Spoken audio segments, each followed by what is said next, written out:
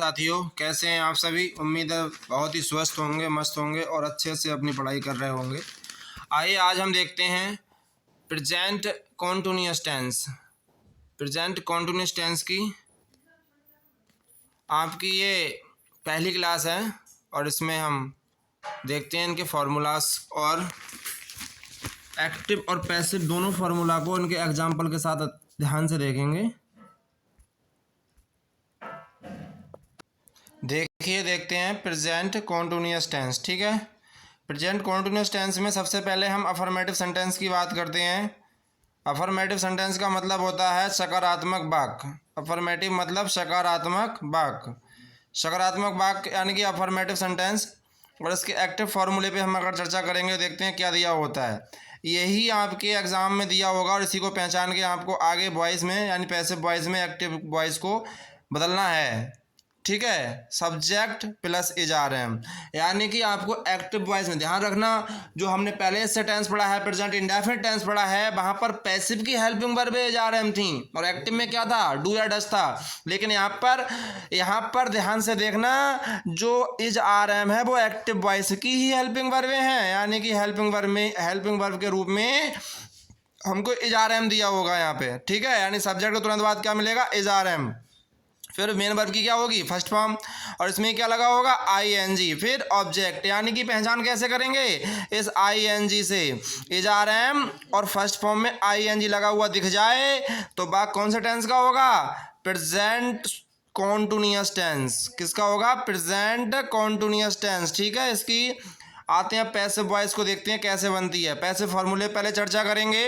Passive formula क्या कह रहा है, subject plus is are am, यानी कि subject plus is are am तो लगा ही रहेगा। आप ध्यान रखेंगे कि इज कब आएगा, आर कब आएगा और एम कब आएगा, ये सब्जेक्ट डिसाइड करेगा। और ये बातें मैंने पहले की क्लासों में आपको अच्छे से बता रखी हैं। ठीक है, तो इस पर आपको कोई टेंशन या परेशानी नहीं लेनी है। ठीक है, फिर क्या करेंगे, अब ध्यान से रखेंगे। मैंने कहा था प्रत्येक पैसिव वॉइस में मेन वर्ब की थर्ड फॉर्म लगाते हैं। अब थर्ड फॉर्म लगाएंगे तो जब आई एन जी हटाएंगे तो आई एन जी हटाने का तरीका क्या करेंगे, विंग लगा देंगे हम, यानी कि subject plus is are am और तुरंत क्या लगा देंगे, विंग। ठीक है, ये प्रेजेंट कॉन्टिन्यूअस टेंस की पैसिव वॉइस है। और फिर क्या करेंगे, अब आई एन जी हट चुकी है, वर्ब की थर्ड फॉर्म लगा देंगे और फिर ये ऑब्जेक्ट। ठीक, आगे देखेंगे। लेकिन ध्यान रखेंगे यहाँ पर एक गलती हो चुकी है, इसको सुधारेंगे। सबसे पहले यहाँ पर ऑब्जेक्ट से पहले क्या करना होता है, हमारे लिए वाई लगाना होता है, जो कि इस फॉर्मूले में आपको यहाँ पर नहीं दिया है। देखते हैं, अभी कर दे रहे हैं यहाँ पर वाई। ठीक है, यानी कि थर्ड फॉर्म के बाद क्या आएगा, पहले यहाँ पर वाई आएगा, फिर प्लस ऑब्जेक्ट। ध्यान रखना इस चीज़ के लिए। ठीक है, यानी कि थर्ड फॉर्म आएगी, फिर वाई आए, फिर ऑब्जेक्ट। ठीक, आगे देखते हैं एग्जाम्पल। एग्जाम्पल क्या कह रहा है, राम इज प्लेइंग मैच। देखेंगे राम सिंगुलर है, एक वचन है, तो क्या लगा दिया हमने, इज। अब ये वर्ब में क्या दिया, आई एन जी। यहीं से पकड़ लेंगे कि वाक्य हमारा प्रेजेंट कॉन्टिन्यूअस टेंस का है। ठीक है, और देखते हैं इसकी पैसिव वॉइस कैसे बनाते हैं। ये पी फॉर पैसिव वॉइस है। मैच यानी ऑब्जेक्ट क्या है, व्हाट प्लेइंग मैच, तो मैच यहाँ पर, और मैच सिंगुलर है, अनकाउंटेबल नाउन है। अनकाउंटेबल हमेशा एक वचन होती हैं, सिंगुलर होती हैं, और इसलिए यहाँ पर क्या लगाएंगे, तुरंत बाद इज लगाएंगे। ठीक है, और आई एन हटाने के लिए क्या करेंगे, यहाँ पर बीइंग का प्रयोग करेंगे। किसका प्रयोग करेंगे, बीइंग का। मैंने फॉर्मूले में बता दिया ये पहले आपके लिए। और फिर प्ले की थर्ड फॉर्म क्या होती है, प्लेड बाय राम।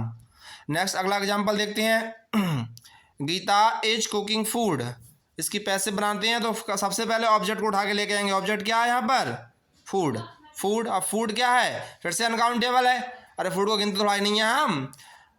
ठीक, अब यहाँ पर क्या करेंगे, हम एक वचन है तो क्या लगाएंगे, इज। आई एन जी हटाने के लिए क्या करेंगे, बीइंग लगा देंगे। ठीक है, और फिर कुक की थर्ड फॉर्म क्या हो जाएगी, कुकड हो जाएगी बाय गीता, यानी कि ये नाउन है, नाउन को सेम रखते हैं। ठीक है, लेकिन बाय जरूर लगाना पड़ेगा इधर ऑब्जेक्ट में लाने से पहले। और भी प्रेपोजिशन आती हैं, लेकिन उनको हम बाद में चर्चा करेंगे। पहले हम यही देखेंगे, अधिकांश ऑब्जेक्ट वाई के साथ में आता है। ठीक है, ध्यान से देखेंगे आगे। नेक्स्ट अगला एग्जाम्पल है, they are singing a sweet song. देखेंगे इसका पैसिव वॉइस इसकी कैसे बनती है। देखेंगे passive, P for passive voice. ठीक है, तो मैंने कहा था सबसे पहले ऑब्जेक्ट को पहचानो, अगर बाकी में ऑब्जेक्ट नहीं पहचान पाओगे तो सेंटेंस आपका नहीं बन पाएगा। अब पैसिव वॉइस बनाने में हमें ऑब्जेक्ट को उठाकर सब्जेक्ट में लाना पड़ता है, जब तक ये पहचानोगे ही नहीं तो लेके कहाँ से आओगे उठा के। तो इसका ऑब्जेक्ट क्या है, आ स्वीट सॉन्ग, तो आ स्वीट सॉन्ग पूरा उठा दिया हमने। अब ये हमारा क्या है, एक वचन है, दिख रहा है ना, वैसे ही लगा हुआ आप पहले यहाँ पर, तो एक वचन है इसलिए क्या लगाएंगे तुरंत बाद, इज लगाएंगे।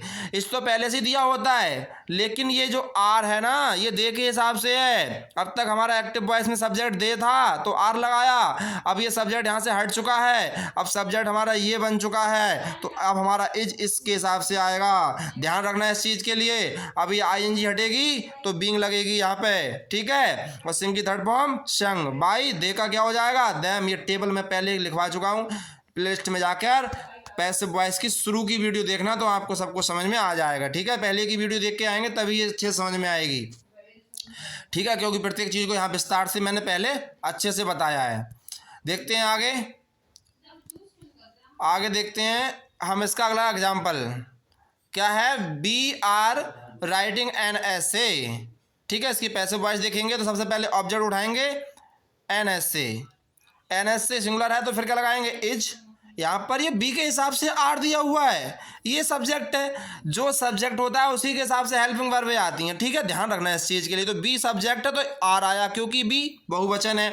अब सब्जेक्ट हमारा एन एस से बन चुका है, तो अब हेल्पिंग वर्ब इसके हिसाब से आएगी। ये एक वचन है तो क्या आ गया हमारा, इज आया। यहाँ पर आईएनजी हटाओ, यहाँ पर क्या लगा देंगे, बींग लगा देंगे। ठीक है, अब क्या करेंगे, वर्ब की थर्ड फॉर्म लगा दी हमने यहाँ पे, रेड की थर्ड फॉर्म क्या होगी, रिटिन। अब वाई अस, बी का क्या हो जाता है, अस। ये मैंने टेबल लिखवा रखी है पहले ही। अगला देखते हैं, इसी में आता है नेगेटिव सेंटेंसेस, यानी नहीं वाले वाक्य, यानी नॉट। नेगेटिव का मतलब होता है नकारात्मक, सेंटेंसेस मतलब वाक्य, नकारात्मक वाक्य। आगे देखते हैं इसका एक्टिव फॉर्मूला क्या कह रहा है, सब्जेक्ट प्लस इजारएम प्लस नॉट, यानी इजारएम के बाद क्या दिया होगा हमको, नॉट दिया होगा, फिर वर्ब की फर्स्ट फॉर्म होगी, उसमें आईएनजी और ऑब्जेक्ट होगा। पैसिव फार्मूले को देख ले रहे हैं, इसमें क्या है पैसिव फार्मूले में, तो पैसिव फार्मूले में क्या दिया होगा हमारे लिए, सब्जेक्ट कौन सा, इस वाला, ये ऑब्जेक्ट उठा के लेके आएंगे, यहाँ बना देंगे सब्जेक्ट, और इसके हिसाब से अब लगाएंगे इजारएम, और नॉट अपने स्थान पर। इजारएम के बाद पहले भी नॉट है, इजारएम के बाद पहले भी नॉट है यहाँ पर, और इजारएम के बाद हम यहाँ पर भी नॉट लगा देंगे। ठीक है, नॉट का स्थान चेंज नहीं होगा। फिर आईएनजी हटाएंगे, बींग लगाएंगे, वर्ब की थर्ड फॉर्म और बाई लगा के ऑब्जेक्ट। देखते हैं यहाँ पर एग्जाम्पल क्या कह रहा है, she is not cooking food. देख रहे हैं, she is not cooking food, is are M के बाद नॉट है तो नॉट इज आर एम के ही बाद रहेगा, लेकिन ये जो फूड है ये उठ के यहाँ पर सब्जेक्ट बनेगा। तो अब ये जो इज है ना हेल्पिंग वर्ब, ये इसके हिसाब से आएगी, फूड के हिसाब से। ठीक है, और फिर नॉट और आईएनजी हटाएंगे, क्या लगा देंगे, बीइंग, और कुक की थर्ड फॉर्म। प्रत्येक पैसिव में वर्ब की थर्ड फॉर्म आती है, ये पहले ही बता रखा है। ठीक है, और यहाँ पर सी का क्या होता है, ऑब्जेक्ट में बाई हर हो जाता है। अगला एग्जाम्पल देख रहे हैं, आगे देखते हैं क्या कह रहा है, they are not learning English. देखते हैं, they are not learning English. इसकी पैसिव वॉइस देखते हैं क्या कह रही है, passive, passive, P for passive voice. यहाँ पर ऑब्जेक्ट क्या है, इंग्लिश, इंग्लिश उठा के ले आएंगे। अब इंग्लिश इस बात का सब्जेक्ट बन गया तो इंग्लिश के हिसाब से क्या लगा देंगे, यहाँ पर इज लगा देंगे। यहाँ पर आर दे के हिसाब से लगा हुआ है। ठीक है, अब नॉट इज आर एम के बाद ही रहेगा। आईएनजी हटाएंगे, क्या लगाएंगे, बीइंग लगा देंगे। आईएनजी हटाएंगे, क्या लगा देंगे, बीइंग लगा देंगे। ठीक है, और फिर थर्ड फॉर्म, लर्न की थर्ड फॉर्म क्या हो जाती है, यहाँ पर लर्नट हो जाती है। लर्न की थर्ड फॉर्म क्या हो जाएगी, लर्नट, और बाई सी का हर हो जाएगा। ठीक है, सी, सॉरी यहाँ पर मिस्टेक हो चुकी है, सी नहीं है यहाँ पर, ये दे है, दे, ऑब्जेक्ट दे है, तो दे का क्या होगा, दैम होगा। ठीक है, दे का क्या होगा, यहाँ पर इसको हर को हटाओ और यहाँ पर दैम लगाओ। ठीक है, इसको हटा दे रहे हैं अभी हम, 1 मिनट रुकेंगे आप, और यहाँ लगा देंगे दैम, THEM। ठीक है, अगला एग्जाम्पल देख रहे हैं, we are not playing a match. We are not playing a match. देख रहे हैं इसकी पैसिव क्या कह रही है, a match is not. Be के हिसाब से यहाँ पर आर है और अ मैच के हिसाब से यहाँ पर इज है, नॉट अपने स्थान पर है। ING हटाओ, बीइंग लगा दी, प्ले की थर्ड फॉर्म प्लेड, वाई अस। ठीक है, समझ में आया यहाँ तक। और नेगेटिव सेंटेंस भी हमारा समाप्त होता है। मैंने अफर्मेटिव और नेगेटिव 2 सेंटेंस करा दिए आज की क्लास में आपके लिए। ठीक है, और ये टेंस मैंने शुरू किया है आपका आज। कौन सा टेंस शुरू किया है?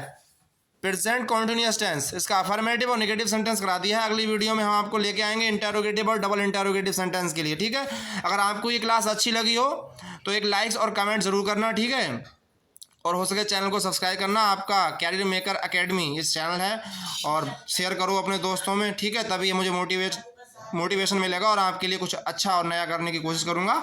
ठीक है, शेयर जरूर करना, और वीडियो अच्छी लगी हो तो एक लाइक कर देना। ठीक है, थैंक यू। मिलते हैं नेक्स्ट क्लास में, तब तक के लिए जय हिंद।